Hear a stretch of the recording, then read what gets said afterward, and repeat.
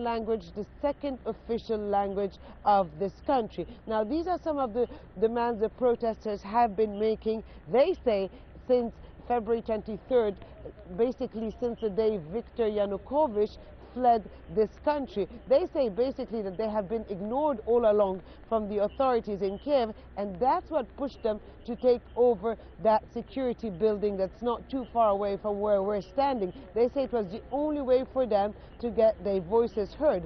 But now they do want this referendum on federalism not to split from Ukraine. Actually, some of them showed us very proudly their Ukrainian passport, but they say that they want to be able to administer their own affairs by themselves. Elsewhere, the Russian president is warning that Ukraine's unpaid gas bills could have an impact on supplies to Europe.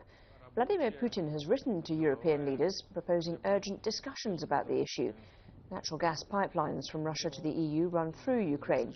And President Putin says if Ukraine gets cut off, that'll reduce supplies further down the line. Joining us now from Washington is former US Senator Richard Lugar. He served as chairman of the Senate Foreign Relations Committee and monitored elections in Ukraine during the Orange Revolution in 2005. Thank you very much indeed for talking to us on Al Jazeera. Thank you. So Putin has made it clear that if Ukraine doesn't pay its debts, then the supply in Europe could be affected. How quickly do you think he might act on this sort of not-so-veiled threat here? Well, it's another bold move by President Putin, and it preys upon the fact that, as you pointed out, about 30% of European supplies of natural gas come through Ukraine from Russia. It's an attempt, I suspect, once again, to use foreign policy to allay problems that President Putin might have in Russia. By that I mean that if he pushes this situation any further or much further, there is likely to be further sanctions upon Russia, and these will not just be on individuals, but on businesses, on banks, on what have you.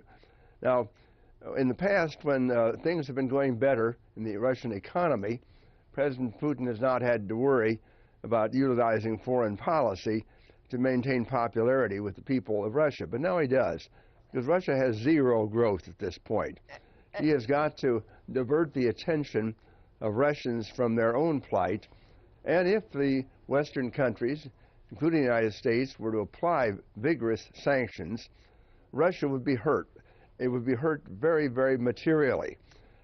Russians would become very angry. And what about, at that point, President Putin would blame the United States to allay once again the problem. Just on that issue of the gas, though, I mean, you mentioned that it's the amount that Europe gets from Russia sort of through Ukraine. Is there a plan B to counter the kind of leverage that Putin appears to think he has here, or are the Europeans actually quite vulnerable on this? Well, Europeans are vulnerable, but at the same time, winter is over. The possibilities are that some of the gas that would have gone to European countries could be diverted into use in Ukraine for a time being, and there are other means that have been discussed. However, there's great anxiety in many European countries that are suffering from a lot of economic pain right now. And the thought of having one more problem of this variety is not comfortable for any of those governments that are fighting their own economic problems. So this is going to require, once again, a very close coordination between the United States, European allies, the NATO nations. In other words, the answer to President Putin will have to come from a united Europe. What's your forecast? I mean, with the events, if you're watching events in Donetsk and Luhansk, briefly, is your forecast for Ukraine in the end to break up?